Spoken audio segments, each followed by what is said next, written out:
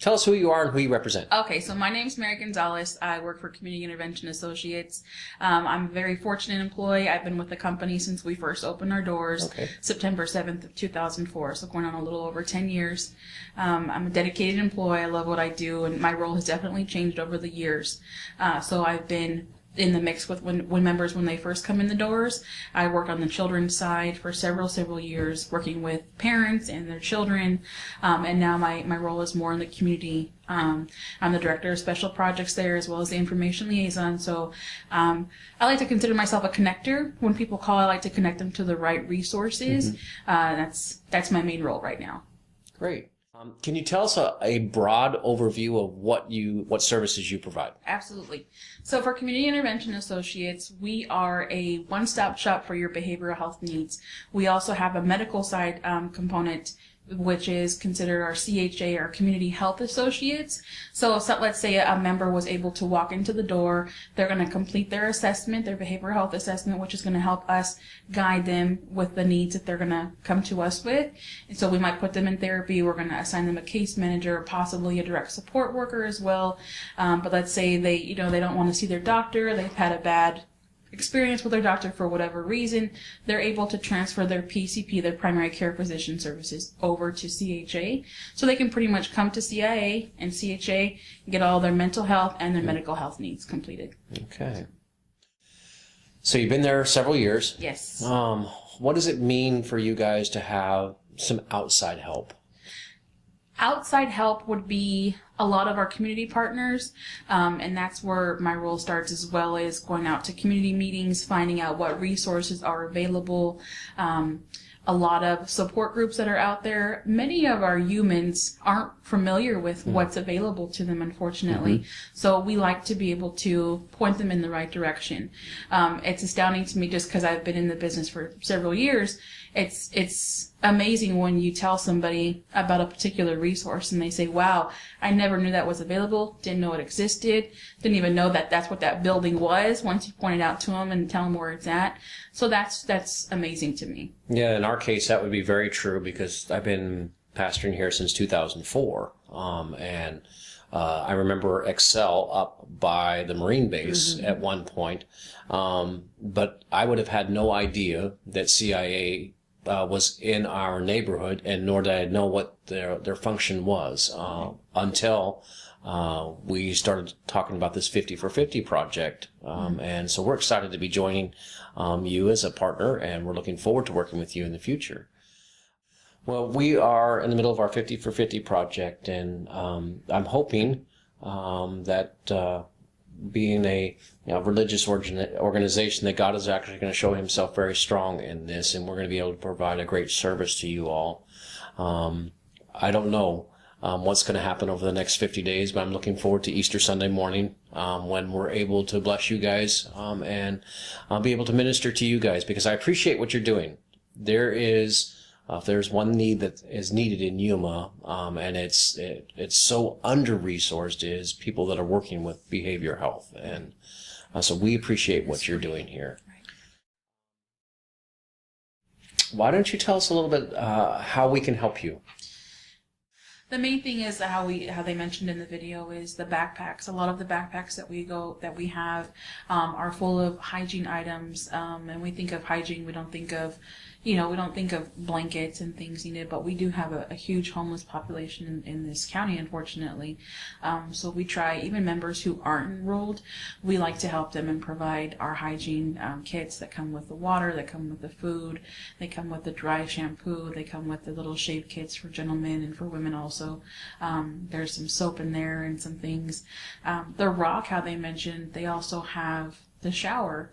So people who are homeless or off the streets, they have the ability to come in and do that. So as he also mentioned, funding doesn't last forever, unfortunately. We're funded every year. Our main contract is, and our partner is Simpatico of Arizona. So we work very, very closely with them. And there are different things that different funding sources that we're able to tap in throughout the year. But the main thing is expanding on our hygiene kits, our blankets, our things that we're able to help families with. There's been instances where we had what's considered flex funds, where a family who's in need, if they can't pay their mortgage or they can't pay their electricity or their water bill, we may have certain funds throughout the year to be able to assist them with. Again, those funds don't last forever, so we do have to make sure it's a family who's really, really in need.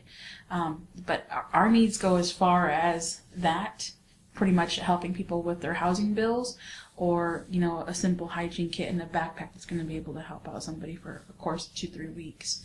And we don't mind frequent flyers is what we call them, people who come back because there's a need there and we want to be able to assist with that.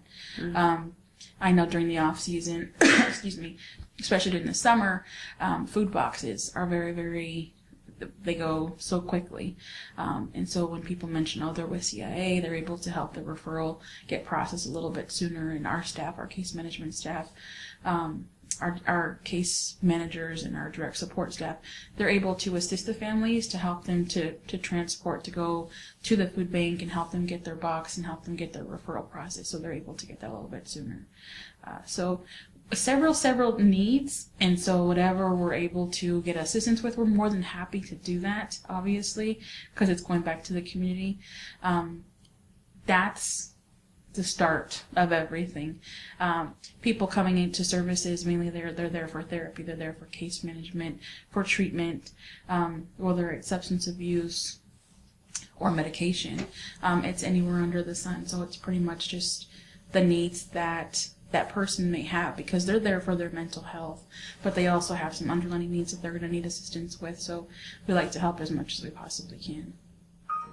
What are some of the things, call you kind of on, what are some of the things that we can help you with directly, that are going to be things that we can collect over the next 50 days that are going to mean something to you? Let me think about that one for a second. It's a tough call because families have so many needs. I'm just thinking of stuff in the room here. A table, you know, we had a family. We were able to donate a table, a dining room set to them. It was a rare occasion, but we were able to do it, and that changed their whole family dynamic. They were then able to have dinner as a family. The kids had somewhere to go and work on their homework after school, instead of just trying to complete it on their lap on a book and have it be all messy. The needs definitely vary. I would start with blankets. I know it's Yuma and it's not necessarily cold here throughout the year, but something that people do need: blankets, sheets, bedding, tables, chairs for their home. Pretty much anything that is able to be donated, our families will find a use for it, and we'll be able to identify which families will be able to utilize it most. Okay. Now, on a list that was given to us by someone in your organization, yes, there was stuff like stuff for hygiene kits, toothbrushes, toothpaste, washcloths, soap, that kind of stuff. And then what's that? Shampoos, towels. And then we also had gently used clothes, so you're able to take clothes. Because we've had some yard sales here where we've had bags of clothes that we've given over to Goodwill and stuff of that nature. So will you take that type of stuff? Absolutely. Any clothing, any shoes, any small kitchen appliances, from coffee makers to toasters. Our families are very grateful for those types of items. Okay. So.